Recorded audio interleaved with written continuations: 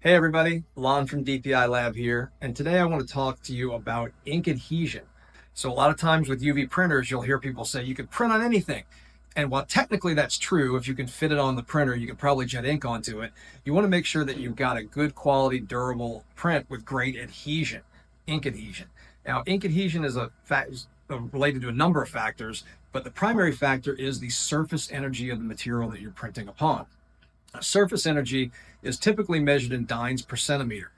With UV inks and with our UV inks, you'll normally see better adhesion as you start to cross 32 to 33 dynes per centimeter. And as that number increases, you'll even get better and better adhesion.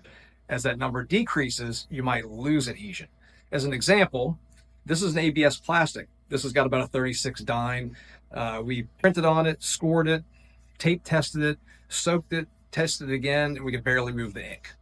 This is a polypropylene that is probably about 28, 29 dyne, and the ink pretty much comes off with your finger.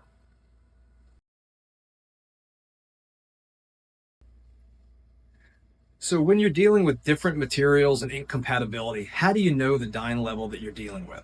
So first of all, if you feel pretty confident about the material that you have, if you know you're dealing with an ABS plastic or a polypropylene or a SAN or HDPE, there are a number of charts online, we'll link to a few below, that kind of give you a general guideline of where those ranges might be. The second level would be actually dyne testing. So what you do is you buy a dyne ink kit, and there are a number of companies out there. We'll throw some links there as well. AccuDyne is one of them we've used frequently in the past, where you can actually test the surface energy using a dyne ink. And that'll give you a more certain kind of way to gauge what you're dealing with.